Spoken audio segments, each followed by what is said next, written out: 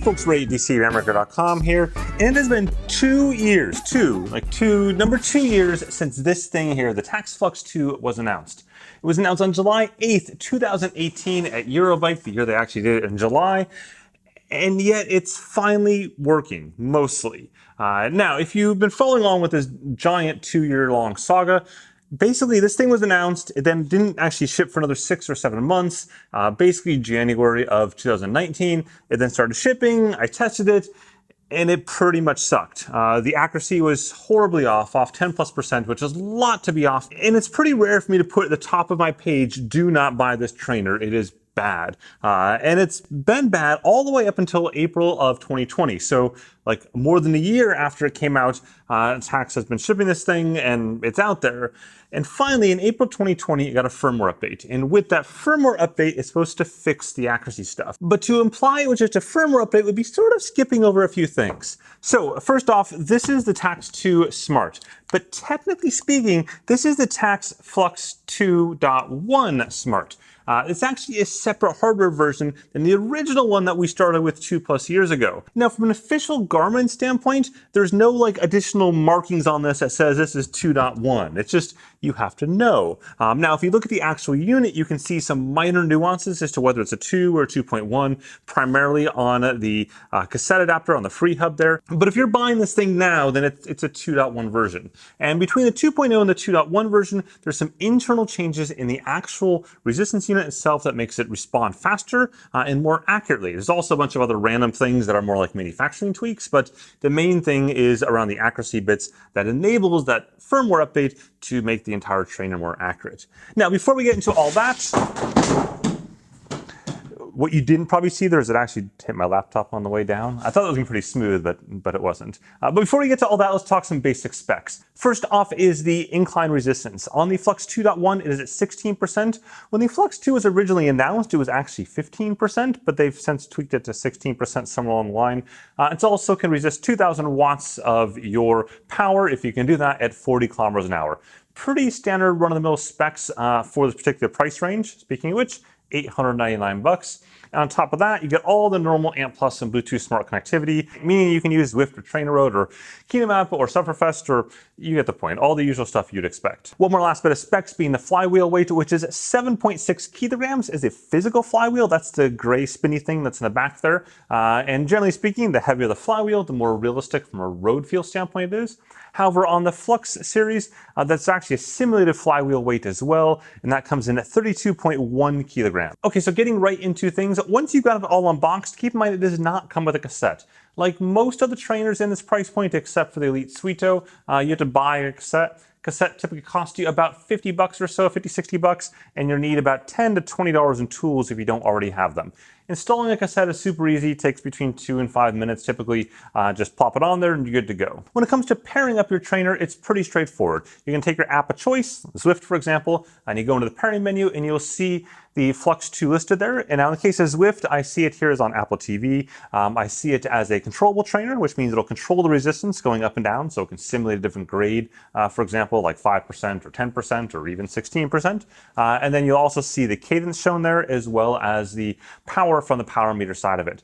So those 3 things come under one channel, and then you have an additional free channel in the case of Apple TV for your heart rate broadcast if you want as well. The same thing works also in TrainerRoad. You can see here it is on my iPad paired up as a smart trainer, and then I can go and control that from the app, so it'll set the given wattage. So for example, 200 watts or 428 watts or whatever the case may be from your app. So with that, let's get on the bike. And on the bike, we're going to talk about noise and road feel. But before that, if you're finding this video useful or interesting or something like that, just simply whack that like button at the bottom there. It really helps out this video and the channel quite a bit. So here we are on the bike and on the Flux 2 itself. The first thing I'm going to do is just show you kind of the acceleration bits a little bit in terms of the road feel and whatnot. So right now on Zwift, we're on slight incline, about 2% or so. And we'll get back to the sound so you can hear that in just a moment here. So you can see as I accelerate forward, I get this feeling in my legs, like a little bit of acceleration there initially, which is nice in terms of that road feel. But sometimes like right then and there, you just saw me slow down a split second. That's these random surges that I see. Even though the incline went from 2% to 1%, it actually like slightly surged underneath me. And I've seen that a few times, and it's ironic that as I'm shooting this, I see that right there. Now here we are on flat to slightly downhill incline, and it feels normal, shifting through.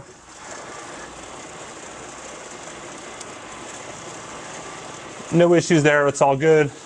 Going to a bit of a sprint here.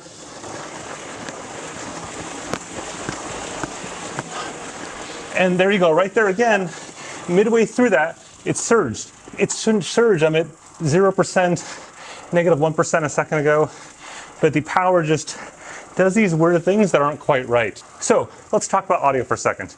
Right now you're listening to the audio through my lav mic, so you're not hearing too much. It sounds pretty clean, pretty normal. We're gonna go ahead and switch it over to the camera mic so you can hear what that sounds like within the echo of the entire room. Okay, so now you hear my voice, you hear the echo of the room. Obviously things sound a lot louder. You can listen to the trainer naturally. My drivetrain, I would say, is like mostly clean. It's not like professional bike clean, but I cleaned it before this. It's decent. I think it's what most people would have it. So I'm cruising along here at just under 20 miles an hour, and you can hear this in a couple seconds. Now, one of the things with smart trainers is that the power output has no bearing on the audio or volume of the sound. Rather, it's a speed. So in this case, I increase my speed here, it'll get louder and louder. But I can make that quieter by downshifting. So in this case here, I've dramatically reduced the volume of the trainer because I'm no longer in the front ring there, I'm in a small ring in the front, and it's much, much quieter. So that's useful if you're indoors doing an ERG workout, for example. You can get it pretty darn quiet. I can go even quieter here. And now you're only hearing the drivetrain. And I could be doing 400 watts, 500 watts, 800 watts in ERG mode, and it would sound exactly like this because it's all about the speed. Versus if I'm in Zwift right here, so in this case, I've got to go take shit back, just like I would outdoors, bring it back in again, and that's when the volume comes back up again. And you hear the drivetrain, it's that metally sound, that's my drivetrain. But you can also hear that slight rumble underneath it all, and that's the trainer, especially when I start to sprint. So listen for this more carefully now. Shift a little bit more, get some speed.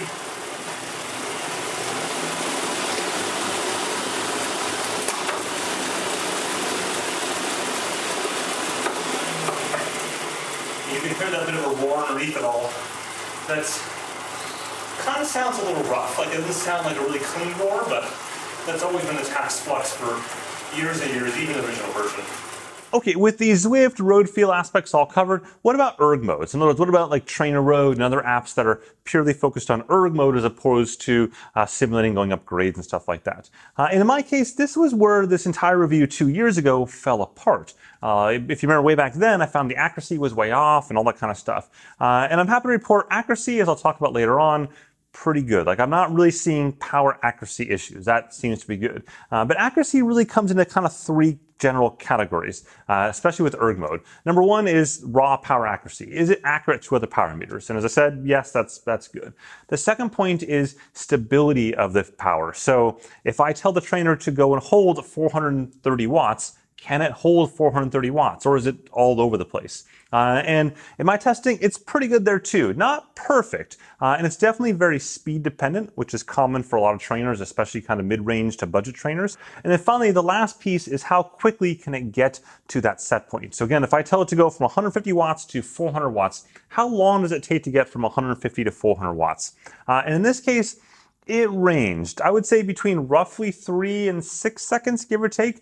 Sometimes closer to 3, sometimes closer to 6. And keep in mind, that is a big jump, and I'm doing that mostly for like 30-30s and things like that. So the sweet spot is really like 2 to 4, 2 to 3 seconds, somewhere in there. So this was a touch bit on the high side, but for most people, you would never notice unless you're doing 30 by 30s with, kind of high differences in wattage there. Now, before I dive into some of the bigger catches, let's go quickly talk about power accuracy at the desk and then come back here and talk about some of the other things I've seen. Okay, now for the accuracy section, I've done this a lot more in depth on the website, so check that out as well. But I want to kind of talk through two different sets here. The first one is Zwift. This is compared against a Cork D0 and a Vivero Asioma pedals. And you'll see on the whole, it's pretty darn close.